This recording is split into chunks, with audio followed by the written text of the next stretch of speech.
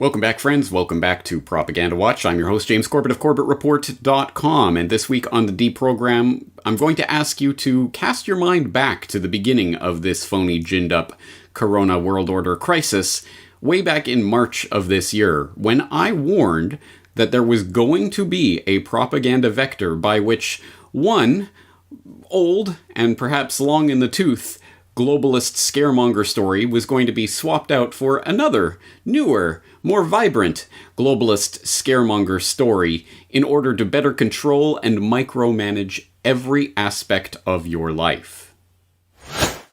Yes, if you haven't noticed it by now, you are about to notice it on a large scale, specifically the connecting of one globalist-backed, agenda-pushing scaremonger story with another globalist-backed, agenda-pushing scare story designed to spur the public into action of various sorts, or to design more specifically to allow governments to crack down on the public in various ways. And I think it's easy to see how those two agendas go together, but we are going to see that linked in the public imagination more and more going out from here.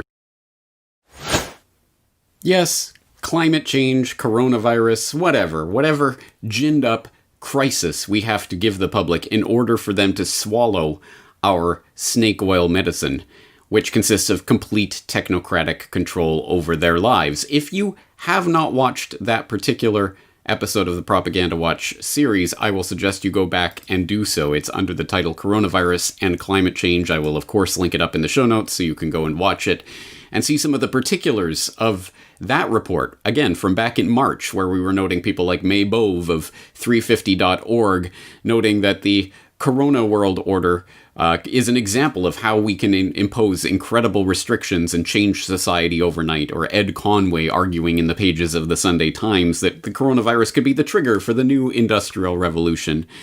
The money quote from that particular article being, "Hardcore climate activists have long railed against economic growth. Oh, stupid people rising out of poverty. It's horrible. And in the months ahead, they may have their wish granted, as GDP growth from China to Europe and the US is hammered by coronavirus. Yay! Lockdown shut down the economy. People out of work. People in food lines. Yay! That's such a win for the environment," or something. Whatever excuse we have to come up with. That is the mentality of the people that we're dealing with. And of course, the logic of that has only continued to play out in its inevitable way since that time. Again, back in March, 6 months ago, we've seen, of course, the World Economic Forum and the Great Global Reset and the Build Back Better slogan, that ubiquitous slogan for 2020 and forward that is coming up everywhere now. Yes, it seems like Agenda 2030 has just been moved up a decade.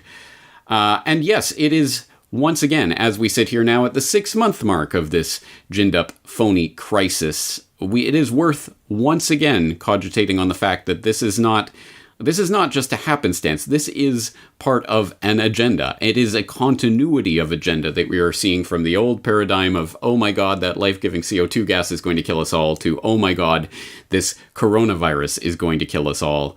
Asterisk, well, not really, but anyway, give up all your rights. And the latest iteration of this came out just last week from our old friends at CNN, who were pumping this under the title, "The pandemic didn't solve climate change. This week's disasters are proof." Which starts by noting that if you thought COVID-19 restrictions like enforced lockdowns and social distancing would put a lasting dent in our collective carbon footprint and save the world from warming, you were mistaken. Earlier this year, in the midst of a horrific news cycle and a rapidly mounting death toll, that notion was a welcome silver lining to the pandemic. As people around the world stayed at home, unemployed and getting broke and starving to death, to stop the spread of the coronavirus, greenhouse gas emissions from the energy and transport industries plummeted, dropping to record lows. But it may have given some a false sense that the worst effects of climate change were being mitigated. They're not. Cue scary music, and of course cue the inevitable references to recent wildfires and hurricane activity, as if it's unprecedented in human history, and we've never seen the climate change before, ever in the history of the world. Why is it changing now? It's because you are out there doing all of that horrible, life-giving economic activity to sustain yourself and your family, you dirty, horrible human being, you. yada, yada, yada, which of course is all based on easily demonstrable lies. Actually, the worst kind of lies, because they're generally unfalsifiable, as I have talked about at length in various work that I've done on this subject in the past. I will reference you specifically to a video that I did 4 years ago on weather is not climate that debunked all of these notions about this extreme weather being proof positive, settled science, folks, that climate change is the culprit for changing weather. Of course, it is not. And you can see it again even in this particular CNN article we're referencing, where this particular hurricane season is now proof positive. You see, we told you there'd be more hurricanes, and now there are more hurricanes. Therefore, you see, climate change equals more hurricanes, just like we told you all along. Whereas, of course, if you go back to that previous video that I'm referencing here, Weather is Not Climate, you'll see that during the longest drought in recorded history in the US for hurricanes, i.e. the longest period of low activity of tropical cyclones in the US, making US landfall, you didn't hear much about that argument, did you? You just heard anytime there was any sort of hurricane, it's because of global warming. But the longest drought in U.S. landfall hurricanes in recorded history. Yeah, well, whatever. But now there's an active season, so now it's proof positive. Again, I shouldn't have to elaborate on this for anyone with their head screwed on straight or anyone who's actually looked at the evidence that supposedly underlies this consensus that we're always told about. But unfortunately, very few people do. If you're more interested in generally this topic, please go to the sidebar of CorbettReport.com, click on that climate change tab. You will see lots and lots of work I have done on this subject over the years, talking about the unfalsifiability of the global warming crowd, the weather is not climate, talking about the alteration of the weather record in the Orwellian attempt to make the past colder and the recent past warmer in order to make the chart look the way it's supposed to look, and all of the other chicanery and tricks that have been played on the public in the name of settled science, exactly, almost as if it was a template for what we are living through right now, where once again we are bowing down to the technocratic priest class that has all the answers about this pandemic, even when every prediction they have made about it is demonstrably absolutely wrong. We still have to listen to their every pronouncement and do whatever they say in order to mitigate this non-crisis that is not killing people in record numbers. Exactly as with the climate quote-unquote crisis. So we know how this plays out. As it plays out in the CNN article, they go on to say, all of these extreme weather events can be linked to global warming, asterisk, citation needed, caused by rising levels of carbon dioxide and other heat-trapping greenhouse gases in the atmosphere, mainly from humans, dirty, filthy, horrible humans trying to live. Burning fossil fuels. There are grim reminders that the world has a much bigger existential crisis on its hands than COVID-19. Well, I'll agree with that general statement, although I won't agree that global warming is the existential crisis. And it will take a lot more than a few months of foregoing air and car travel to stop it. Climate change is not stopping because of lockdowns, said Eileen Kelman, a professor of risk resilience and global health at University College London. The extreme weather which we are witnessing is not excessive in terms of the history of humanity. ... It is very much in line with what we would expect under climate change. Period. Please pause this video, read and reread that sentence, because I think there's a very interesting thing going on here, and probably something very interesting being covered up by that ellipsis in that middle of the sentence that CNN unhelpfully does not provide the full context for. But yes, the extreme weather we're witnessing is not excessive in terms of the history of humanity. All right, yeah. So what's the problem? Oh, it's very much in line with what we'd expect under climate change. Well, again, what does that mean? Anthropogenic climate change? And if so, to what extent is the anthropogenic factor? Exactly how many decimal places of accuracy can we pinpoint that number? And what's the data underlying it? Details, schmetails. It's what we would expect under climate change. Of course, they're just trying to paint a narrative, but it's interesting how they selectively used that quotation and didn't provide the full quotation, which probably would have been at least somewhat more illuminating in its proper context. But just in case you start pining for the good old days before the lockdowns and the masks and the forced vaccinations and whatever else is coming in this great corona crisis, don't get too comfortable, because this is just the start of the crisis. This is not going to be just a temporary leave from reality and we'll return to the old normal. No. As they keep telling you, prepare, because this is just the beginning. As they go on to say in this article from CNN, people have made a huge sacrifice. They have sacrificed their social lives, their family interactions, their mobility, and so on. And of course, as we know, the and so on includes your entire livelihood, the businesses you've spent your entire life building up, your life savings, all of that, of course, put on the line, and for many people completely abolished and demolished in the course of a few months. But I guess that can be covered in and so on. And emissions have declined quite markedly because of that. But we also see that these emission reductions are very temporary, said the professor they're citing here, adding that they're already going up again. And why is that? It's because these emissions reductions were the result of changing or reducing our activities, but not the cause of any structural change of how our society actually works. Yes, no, what you have seen is just a taste of what the conditions of neo-feudalism that we'll have to live under in order to appease the weather gods. But it's just a taste. No. We're going to have to make structural changes to the way society functions to hardwire in the types of restrictions that we're starting to see right now in the name of this corona crisis. So finally, they end up with this money quote where they say, "This has been, to some extent, been a test run of the positives and negatives, the possibilities and the harm. What we need to ensure is that we are helping people, we are creating jobs, we are supporting livelihoods at the same time as reducing all forms of consumption. And this should not happen overnight." Yes, once again, it goes back to that old formula that, of course, Bill Gates would be happy to teach you the math on, that, yeah, we have this consumption, we have this human population that's creating all this carbon dioxide. One of these things is going to have to get to zero. This equation has four factors, a little bit of multiplication. So you've got a thing on the left, CO2, that you want to get to zero.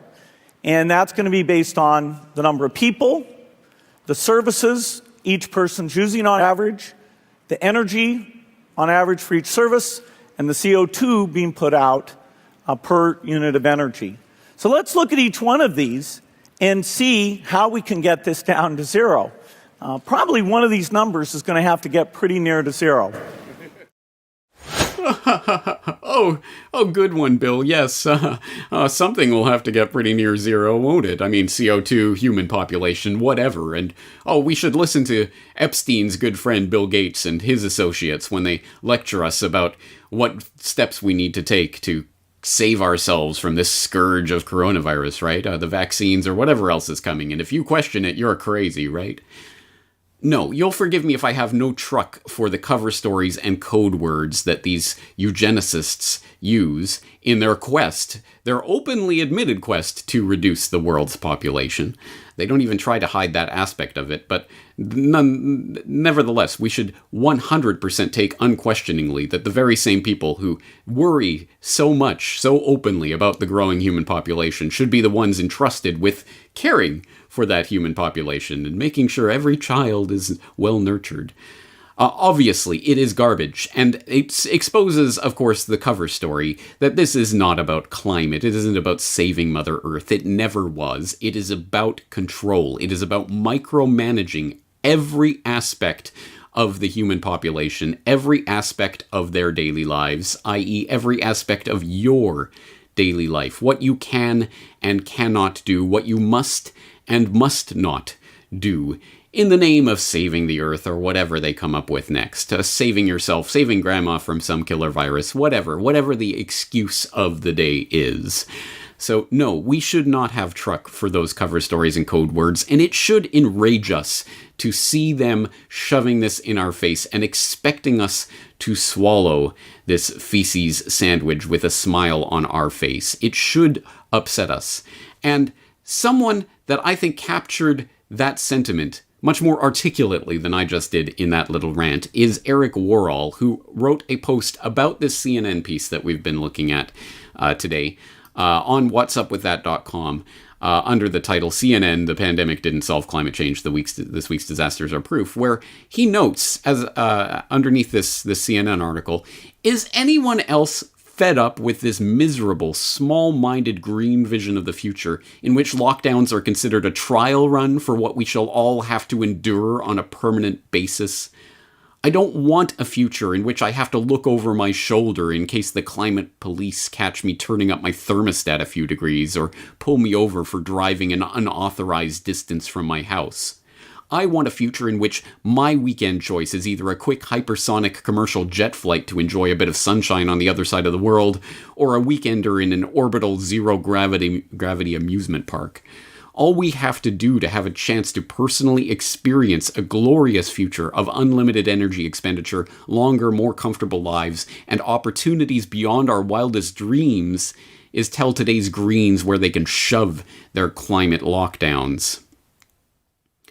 Well said, and that encapsulates the very essence of what is going on right now. There is a death cult that right now is trying its best to suppress the human population and to twist the technologies that could be used to achieve such incredible and amazing things for us as individuals, using those technologies instead to limit us, to suppress us, to surveil, control, track, database, and otherwise regulate our every move, our every action, transaction, interaction on a daily basis. Everything you do controlled for the rest of your life. That is the sentiment that is being pumped through these purveyors of mainstream accepted science is settled opinion. And it is up to us to not just say no, but hell no. Our vision of the future should be that one of technology being harnessed for the good of humanity, not for its suppression. And that point particularly resonates with me because I have recently been talking to my son, who is now 7 years old. He's now old enough to start to notice changes that are happening in his world. Perhaps insignificant changes on the bigger scheme of things, but changes. A store closing here or opening there, a building being demolished here, a new building going up there. We've started to note that together, and it's something that we sometimes say to each other, oh, the world is changing, everything's changing. And on that very subject, I cannot for the life of me remember specifically what we were discussing, but we were discussing a change that had happened that wasn't for the better, and my son was puzzled by this. He said, Daddy, the world should change for the funner, not the badder. And that really struck me. That observation, because even a child intuitively understands that we collectively should be, and theoretically throughout history have always been striving for better for our children's generation. We can make the world a better place. We can use all of this vast amount of knowledge that has been accrued over the course of human history to further our ends, and we can also learn from past mistakes in order to make things funner, not badder, as a 7-year-old would put it. And that is the vision that we are starting to see getting swapped out. No. We don't want to improve. We don't want to build. We don't want to expand. We don't want to encapsulate and harness this incredible potential for the future. We want to stop humanity from spreading like a cancer, like it is. It's a horrible thing that must be suppressed and limited and controlled and regulated. That is the mind of the tyrant. It is a death cult, and they are attempting to inculcate that in the population through their propaganda, trying to convince them that these climate lockdowns and whatever else they're going to institute in the name of saving Mother Earth is for your own good. Just sit down and take it. No.